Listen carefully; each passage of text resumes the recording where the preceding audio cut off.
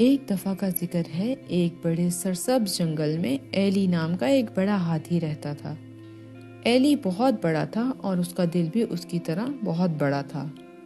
وہ جنگل کے تمام جانوروں سے دوستی کرنا چاہتا تھا، لیکن وہ اس سے دوستی کرنا نہیں پسند کرتے تھے۔ ایلی نے ہمت نہیں ہاری۔ اس نے جنگل کے تمام جانوروں کی مدد کرنے اور ان کو دوست بنانے کا فیصلہ کیا۔ سب سے پہلے وہ بندروں کے گروپ کے پاس گیا۔ ایلی نے کہا، ہیلو بندر، کیا میں آپ کی کچھ مدد کر سکتا ہوں؟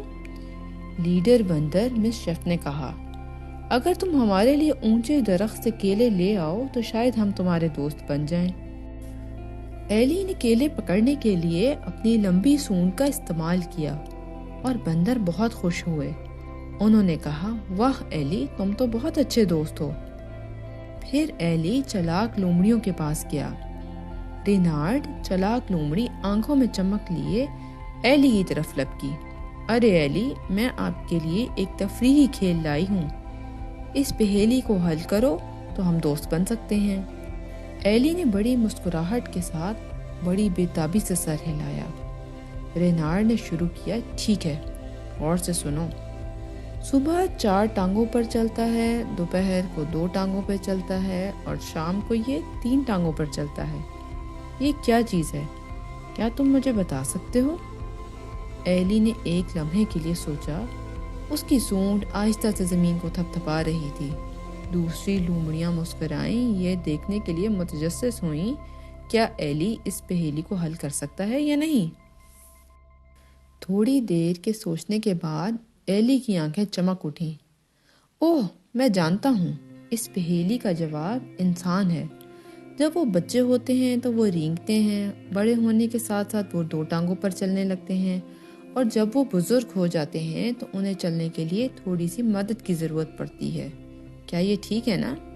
رینارڈ نے شرارتی مسکراہٹ کے ساتھ سر ہلاتے ہوئے کہا، تم نے بالکل ٹھیک جواب دیا ہے ایلی، تم واقعی ہوشیار ہو، ہم یقیناً دوست بن سکتے ہیں۔ دوسری لومڑیوں نے خوشی کا اظہار کیا اور ایلی کا بڑا دل بہت خوش ہوا۔ جنگل کہکوں سے گونج اٹھا۔ آگے جنگل میں ایلی کا سامنا ڈرپوک خرگوشوں کے ایک گروپ سے ہوا جو اکٹھے ہوئے تھے۔ ان کا لیڈر تھیمپر احتیاط سے ہاتھی کے پاس آیا۔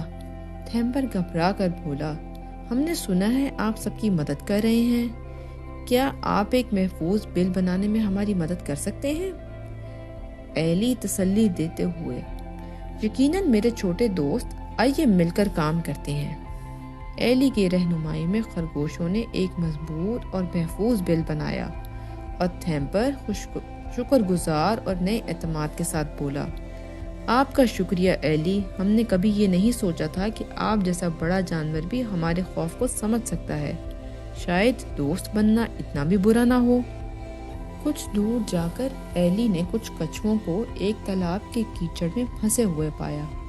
اس نے ان کو باہر نکالنے کے لیے اپنے مضبوط ٹرنک کا استعمال کیا۔ شیلنگٹن کچھووں کے رہنما نے کہا، آپ مضبوط اور مہربان ہیں ایلی، ہمیں خوشی ہے کہ آپ ہمارے دوست ہیں۔ جیسے کہ ایلی نے مزید جانوروں کی مدد کی، انہوں نے دیکھا کہ وہ کتنا اچھا اور مددگار ہے۔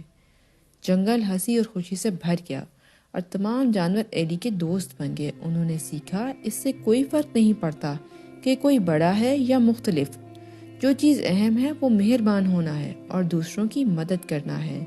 اور اس طرح ایلی اور اس کے نئے دوست بڑے ہرے بھرے جنگل میں ایک ساتھ کھیلتے اور مزے کرتے اور خوشی سے رہتے تھے۔